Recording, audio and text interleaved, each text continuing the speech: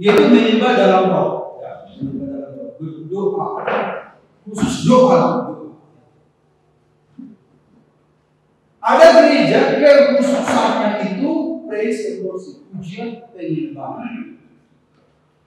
Ada gereja kekhususannya pengajaran.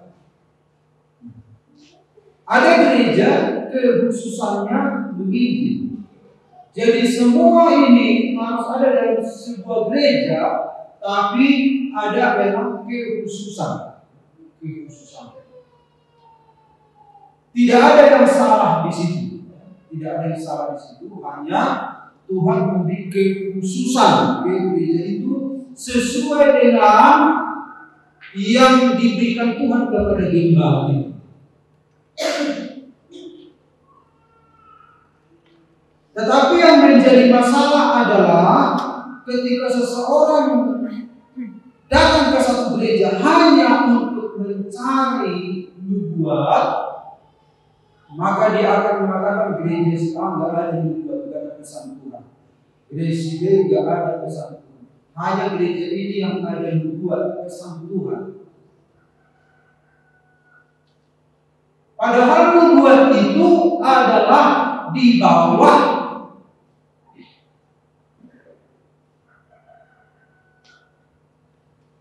kebenaran. Jadi firman Tuhan itulah kebenaran, sementara nubuat itu disampaikan oleh anak Tuhan yang membutuhkan proses, yang membutuhkan tingkat ketajaman, dan nubuat itu harus mengacu kepada kebenaran dan boleh di luar itu. Makanya kalau di luar itu, makanya banyak sesat-sesat. Jadi nubuat-nubuat itu harus mengulang apa yang disampaikan di dalam firman. Karena nubuat Alkitab itu sudah lengkap. Tidak ada nubuat yang baru di luar Alkitab baru. Karena semua sudah lengkap.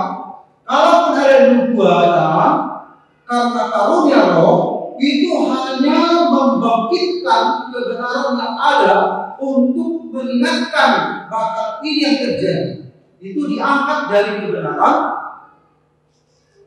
untuk disampaikan. Jadi tidak ada nubuat yang baru di luar firman, nggak ada yang baru.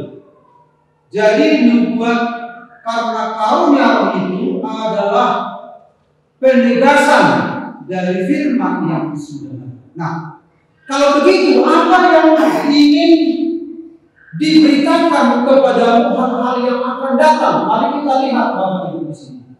Ada dua hal. Yang pertama kita lihat dulu. Jadi Roh Kudus itu diberikan kepada kita untuk memberitakan kepadamu hal-hal yang akan datang. Nah, hal-hal yang akan datang itu bukan hal-hal yang baru, tidak ada tertulis dalam kitab, baik. Nah, apa itu, Bapak Ibu? Apa itu? Nah, mari kita lihat saudara-saudara. Jadi apa yang Yesus kerjakan itu berlangsung sepanjang zaman. Berlangsung sepanjang zaman, berlangsung sepanjang kehidupan kita.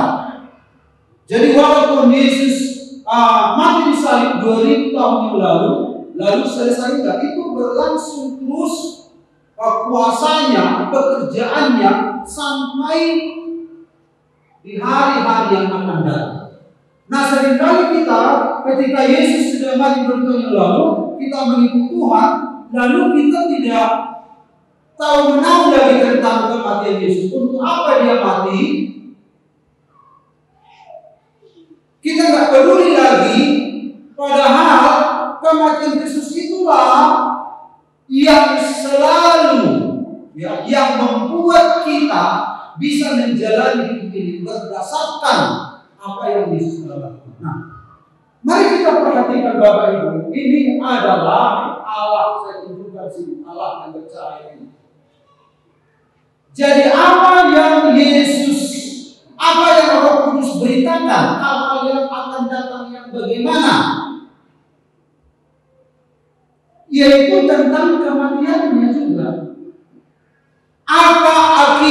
kematiannya itu bagi kita?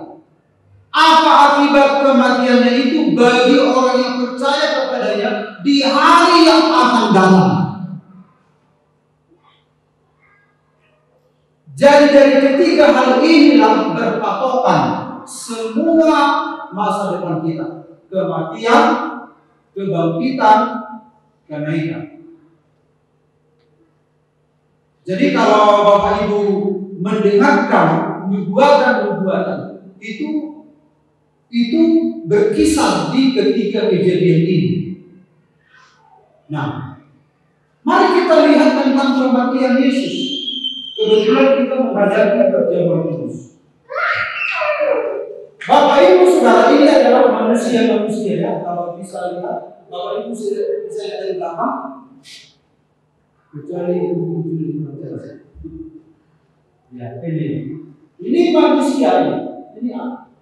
Allah itu suci, manusia berdosa. Jadi kalau Allah suci, tidak mungkin berjumpa dengan manusia berdosa. Nggak mungkin bersatu terang dan gelap, nggak mungkin. Jadi tidak ada yang bisa menyatukan ini antara Allah dan manusia. Itu sama dengan terang dan gelap, nggak mungkin bisa bersatu. Nah, kalau demikian, bagaimana bisa manusia itu diselamatkan? Allah tidak mungkin menurunkan standar kesuciannya untuk mengejar, mencocokkan diri kepada kesucian manusia, nggak mungkin. Allah itu standar kesuciannya sudah final. Dan manusia tidak bisa menaikkan kesuciannya supaya bisa mendekati Allah. Gak mungkin. Standar kesucian Allah gak mungkin diturunkan, sementara manusia tidak mungkin meningkatkan kesuciannya karena manusia sudah berdosa. Tidak mungkin. Kalau begitu bagaimana caranya? Allah mengasihi manusia itu. Di satu sisi manusia mencari Allah tapi tidak bisa. Baiklah, kita akan bertemu di satu titik. Manusia bisa berjumpa dengan Allah di titik itu. Allah berjumpa dengan manusia di titik itu. Apakah titik pertemuan itu? Salib Kristus. Jadi salib Kristus adalah titik pertemuan antara Allah dengan manusia, antara manusia dengan Allah.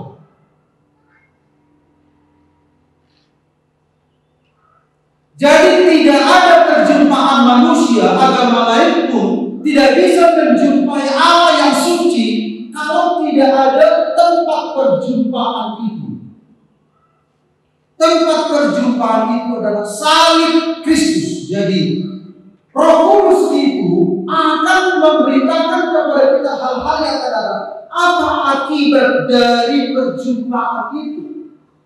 Akhirnya kita diperdamaikan dengan Allah lewat kematian Kristus dan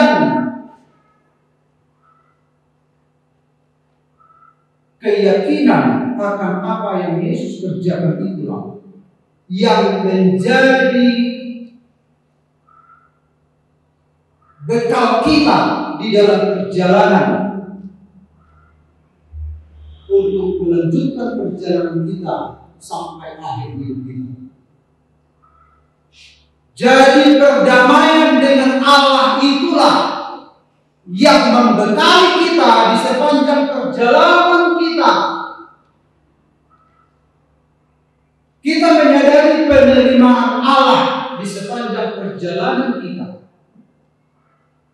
karena salib Kristus. Ini adalah perjumpaan, ya, perjumpaan. Makanya nenek kita di sini dipasai Allah itu suci, manusia itu berdosa. dan standar Allah yang suci itu tidak berkurang sedikit pun. Tetapi itu bisa dipertemukan di dalam tubuh jasmani Kristus. Yesus adalah gambar dan wujud Allah. Di dalam Dia berdiam seluruh kepenuhan Allah. Dan di dalam Yesus juga berdiam seluruh kepenuhan manusia. Lalu yang berikut kita lihat Bapak Ibu, apalagi yang diberitakan Roh Kudus kepada kita tentang hal-hal yang akan datang, yaitu kebangkitan Kristus. Apa dampak kebangkitan Kristus setelah kita percaya kepada Dia? Apa yang akan kita alami kemudian? Roh Kudus memberitahukan. Makanya saudara-saudara, tentang kebangkitan orang mati itu berdasar dari kebangkitan Kristus dari kematian. Itu yang Roh Kudus sedang ungkapkan. Jadi kalau kita percaya pada Yesus, Roh Kudus mengingatkan kepada kita, menghibur kita ketika ada orang yang meninggal, saudara-saudara kita. Roh Kudus itu akan mengingatkan lewat firman-Nya. Dia akan mengarahkan orang percaya kepada firman-Nya supaya tidak berduka cita, karena kita akan berjumpa dengan orang-orang yang meninggal di dalam Tuhan, karena Yesus sudah bangkit. Roh Kuduslah yang membangkitkan itu semua. Inilah yang diberitakan, yang hal-hal yang ada. Kemudian yang berikut adalah tentang kenaikan Kristus.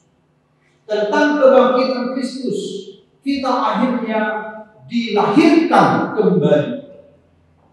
Nah, kalau bicara tentang dilahirkan kembali, saya ulangi lagi sedikit tadi. Tentang dilahirkan kembali, berarti ketika kita berjalan bersama dengan Tuhan, ada masa untuk lahir, ada juga masa untuk bertumbuh. Jadi pertumbuhan kita berangkat dari kebangkitan Kristus, yaitu kelahiran baru. Jadi jika saudara ingin bertumbuh dalam Tuhan, saudara tidak boleh lepas dari kelahiran awal saudara, karena Yesus Kristus telah dibangkitkan untuk melahirkan kita. Dan Roh Kudus akan mengingatkan kamu supaya dewasa dalam Tuhan, bertumbuh dalam Tuhan. Mengapa Roh Kudus mengingatkan itu? Mengangkat firman itu tentang kedewasaan, keserupaan dengan Kristus, karena Dia sudah mengerjakannya ketika Dia bangkit. Karena kelahiran kembali sudah terjadi, maka kedewasaan itu dimungkinkan oleh Tuhan. Roh Kudus akan selalu mengingatkan itu. Bertumbuhlah, bertumbuhlah, bertumbuhlah, bertumbuhlah. Semakin dewasa. Kemudian saudara-saudara, kenaikan Kristus, Dia akan memberitakan kepada kita hal yang datang. Ada apa? Apa yang akan kita alami lewat kenaikan Yesus Kristus ke surga? Kita akan diingatkan, Roh Kudus akan mengingatkan kita tentang pengangkatan orang-orang percaya di awal-awal. Karena pengangkatan itu adalah karena kenaikan Yesus Kristus naik ke surga. Karena kenaikan Yesus ke surga adalah tipe gambaran dari kenaikan orang-orang percaya ke dalam. Itu akan diingatkan. Akan ada kebangkitan yang besar, akan ada kenaikan. Makanya banyak anak Tuhan yang mempunyai penglihatan. Tuhan akan datang kembali. Gereja Tuhan akan diangkat di awal. Dari mana dasarnya? Dari kenaikan Kristuslah yang memulai, dan itu akan dialami oleh gereja Tuhan di akhir zaman. Itu akan disegarkan oleh kuasa. Jadi seputar itulah hal-hal yang akan datang, yang sedang disegarkan Roh Kudus bagi orang percaya. Kalau hal-hal yang misalnya tentang kebutuhan kita, tentang pimpinan Tuhan, misalnya mujizat-mujizat begitu, itu di dalam konteks ketiga hal besar ini. Tiga hal besar ini. Nah, jadi saudara-saudara, itulah tujuan Roh Kudus diberikan kepada kita. Ya. Jadi tidak sekedar untuk memuaskan saudara-saudara doa kita, tidak sekedar di situ. Ketika kita berdoa memang Roh Kudus ada, tapi tidak sekecil itu pekerjaan Roh Kudus. Tidak sesempit itu, disitulah masalahnya. Banyak kesalahan-kesalahan. Makanya ketika doa sebelum malam tidak salah untuk dirindukan, karena di sana kita punya saudara-saudara pengalaman yang khusus, ya. Tetapi seringkali pemikiran orang-orang Kristen, khususnya Pentekosta karismatik, ya disitulah Roh Kudus bekerja, di situ saja dilihat. Pilih kamu ke dalam seluruh kebenaran. Tidak salah, hari Rabu yang lalu saya katakan, tidak salah kita memuji Tuhan. Sebab Kau besar, perbuatanmu ajaib, Dialah Alfa dan Omega. Jika saya tanya kepada kita semua, percayakah saudara bahwa Yesus adalah Tuhan? Percaya, amin? Tidak masalah. Bagi kita semua tidak ada masalah tentang itu. Kalau saya katakan Dia Alfa dan Omega, saudara katakan ya, amin. Ya, yang ada, yang sudah ada, dan yang akan datang, amin. Tapi di luar sana masih diperdebatkan tentang Yesus itu benar-benar Allah, benar-benar Tuhan. Tapi di kalangan orang percaya tidak ada yang memperdebatkan tentang kealahannya. Roh Kudus begitu penting diutus supaya bisa kita meniru hidup Yesus ketika ada di dunia. Gak usah tiru Yesus ada di surga, Dia Alfa dan Omega. Kita diminta meniru Yesus ketika ada di dunia. Bagaimana Dia bisa menghadapi orang yang mengejek Dia, bagaimana Dia menghadapi kesulitan-kesulitan ketika Dia difitnah, bagaimana sudut pandang Dia tentang kekayaan, bagaimana sudut pandang Dia tentang uang, bagaimana cara Dia menghadapi setan, bagaimana cara Dia menghadapi semua manusia. Itu cara hidup.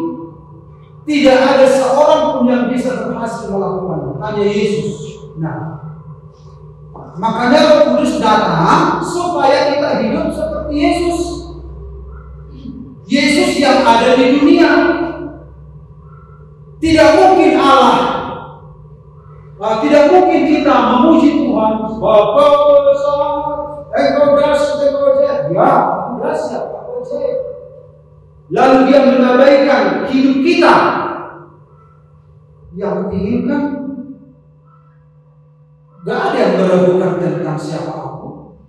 Kalaupun agama lain meragukan, no problem, aku tetap Allah, aku tetap Tuhan.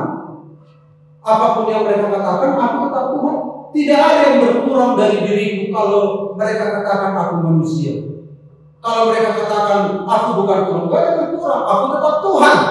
Tetapi yang kuinginkan adalah engkau hidup seperti aku ketika aku di dunia. Amin. Makanya Rasul Paulus, saudara-saudara, mari kita lihat.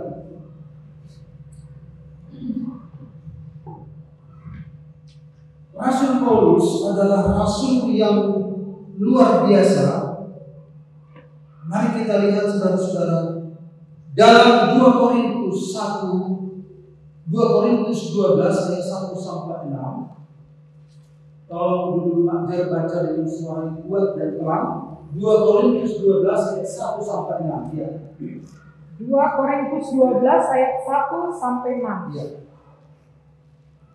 Aku harus bermegah sekalipun memang hal itu tidak ada faedahnya. Namun demikian aku hendak memberitakan penglihatan-penglihatan dan penyataan-penyataan yang kuterima dari Tuhan. Ya, Rasul Paulus punya penglihatan dan penyataan. Terus aku tahu tentang seorang Kristen 14 tahun yang lampau, entah di dalam tubuh aku tidak tahu. Nah, ada dia melihat seorang Kristen 14 tahun yang lalu, artinya dipendam selama 14 tahun. Dia nggak ekspos tentang hal-hal yang ajaib itu. Kenapa? Terus entah di luar tubuh aku tidak tahu. Allah yang mengetahuinya. Orang itu tiba-tiba diangkat ke tingkat yang ketiga dari surga. Aku juga tahu tentang orang itu, entah di dalam tubuh, entah di luar tubuh. Aku tidak tahu. Allah yang mengetahuinya.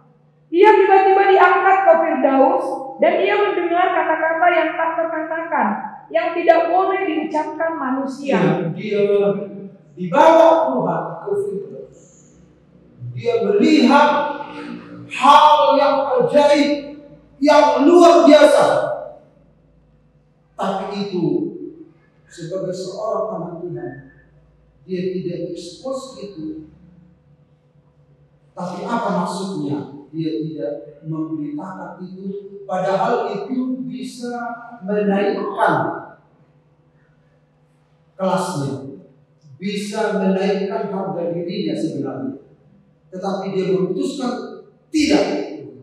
Kenapa? Terus atas orang itu aku hendak bermegah. Atas orang itu aku hendak bermegah. Artinya ini sebenarnya dia sendiri yang punya pengalaman itu.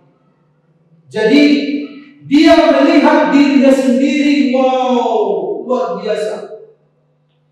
Itu adalah masa depan yang ajaib, yang tak terceritakan.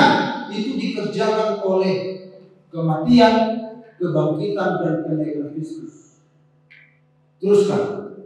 Tetapi atas diriku sendiri aku tidak akan bermegah, selain atas kelemahan-kelemahanku. Atas orang itu aku hendak bermegah, tapi atas diriku sendiri yang sedang ada di dunia aku tidak akan bermegah. Aku tidak akan, apa itu perhatikan, tidak akan bermegah selain atas kelemahan-kelemahanku.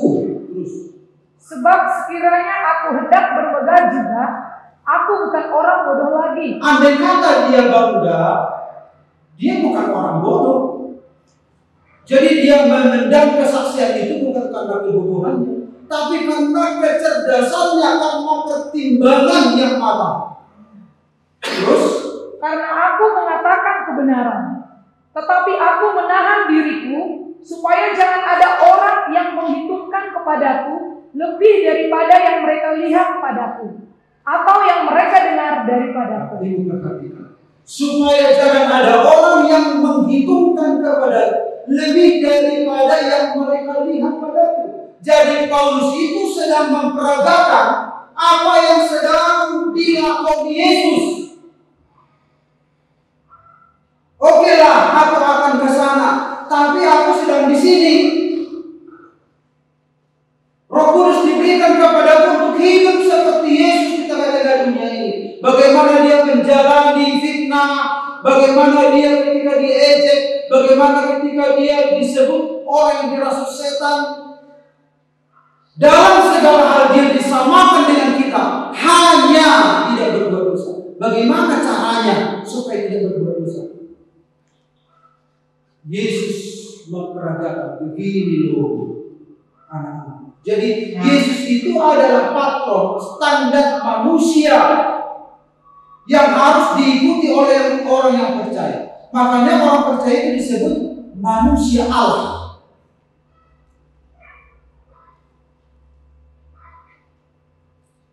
Ketika saudara memuji menyembah Tuhan, jangan lupa tentang diri saudara. Saudara harus mempraktekkan hidup seperti Yesus. Ada orang menyembah Tuhan tapi tidak mengampuni orang lain. Ada yang menyembah Tuhan, Engkau besar, perbuatanmu ajaib, menyimpan dendam. Kira-kira Tuhan abaikan abaikan juga semua tingkah laku kita, sementara kita menyenangkan Tuhan, pasti Tuhan tidak abaikan. Karena Tuhan ingin kita hidup seperti putranya ketika ada di dunia. Amin. Itu hidup dalam kebenaran, Bapak Ibu ya. Itu hidup dalam kebenaran. Jadi ketika kita percaya pada Yesus, kita melihat bagaimana caranya hidup. Ikutlah teladanku, kata Paulus, karena aku mengikuti teladan Kristus. Tidak salah dengan pengagungan kita kepada Tuhan, tetapi tambahkan bahwa saudara tidak bisa bebas dari tuntutan untuk hidup seperti Kristus. Tidak bisa. Karena Yesus adalah rujukan kehidupan manusia. Karena manusia semua telah gagal. Dan manusia bisa hidup seperti Yesus. Dia memberikan kuasa Roh Kudus, memimpin kamu ke dalam seluruh kebenaran, yaitu Yesus.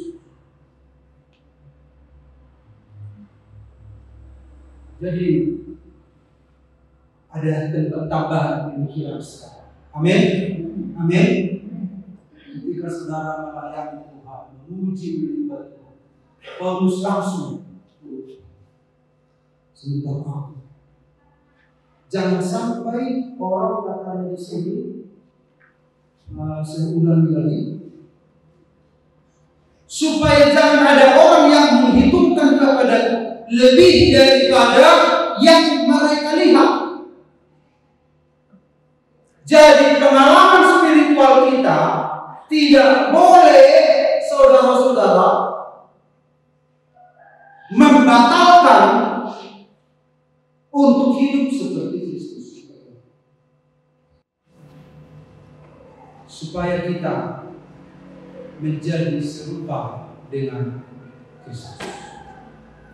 Bukankah keserupaan dengan Kristus? Karena Kristus adalah gambar dan wujud Allah. Dia adalah gambar dan wujud Allah. Bukankah manusia itu jatuh dalam dosa?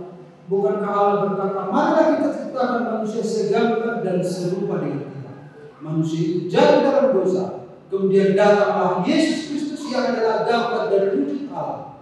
Dan ketika seorang percaya pada Yesus, mengikut Yesus ketika ada di dunia ini, bagaimana dia menghadapi segala macam kehidupan ini tanpa dosa.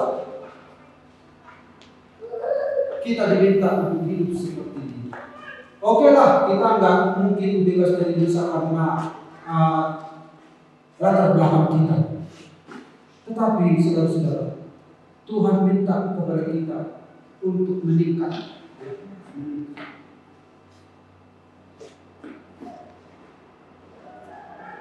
Jadi banyak anak-anak Tuhan mau terbang ke langit tapi tidak mendarat, tidak pernah mendarat. Main dia ho, main dia siang tu, kalau ke langit. Kita masih mendarat. Kita harus mempraktikkan hidup seperti Yesus. Amin. Amin. Kadang kita terbang, kadang mendarat juga. Haleluya. Bagaimana suami menghadapi istrinya? Bagaimana istri menghadapi suami? Bagaimana kita menghadapi? Bagaimana kita menghadapi apa yang kita miliki? Bagaimana respon kita terhadap kesulitan? Tuhan berkata, kalau engkau menjadi Tuhan, hendaklah kau menjadi hamba. Karena kenapa jadi hamba ini? Karena Tuhanlah yang punya banyak konflik dalam hidupnya. Tapi kalau kau punya hamba, hati hamba, tidak ada masalah dalam hidup. Karena hamba tidak ada tuntutan. Tuhan itu banyak konfliknya. Coba kalau pembantunya nggak kasih hormat, kan tersinggung. Coba kalau yang apa? Pokoknya Tuhan itu banyak kali masalah. Nah, supaya kamu tidak bermasalah, kamu jadi hamba.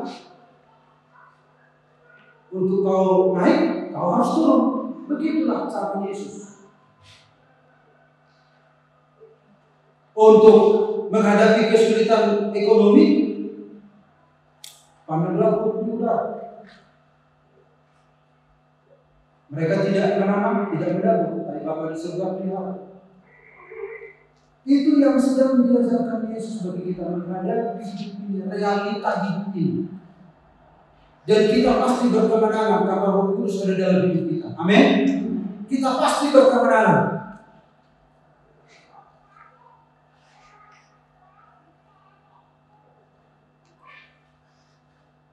Haleluya. Karena itu Bapak, kita dipimpin kepada seluruh dunia. Yesus adalah kebenaran. Kita akan kembali kepada Bapa surga. Jadi inilah pekerjaan Tritunggal dalam kehidupan kita. Makanya disebut mengikuti jejak kaki Yesus. Dan 2 tahun lalu kita sudah dengar tentang ini, tentang hidup seperti Yesus. Ini harus terjadi. Dan Paulus punya pengalaman spiritual yang luar biasa. Tetapi pergumulannya belum selesai karena masih hidup. Dia harus hidup seperti Yesus. Dia harus menyelesaikan pertandingan dengan baik. Dia harus mengekang diri. Dia harus memikul salib.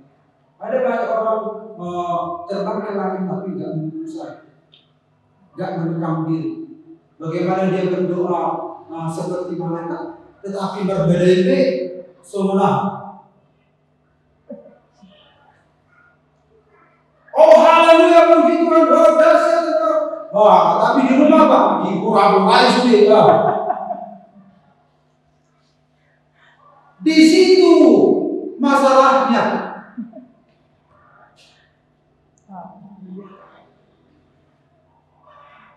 Makanya saya katakan tadi, semua kita percaya Allah itu ajaib, Dia adalah Tuhan, tidak ada keraguan tentang itu. Tapi bagaimana kebenaran itu sudah terlaksana nggak dalam kehidupan kita? Walaupun sulit, tidak ada alasan tidak bisa. Karena ada Roh Kudus, ada kasih karunia, ada dosa Kristus. Amin. Haleluya. Haleluya. Katakan kiri kanan ini pasti amin. Puji Tuhan. Silakan datang ke depan.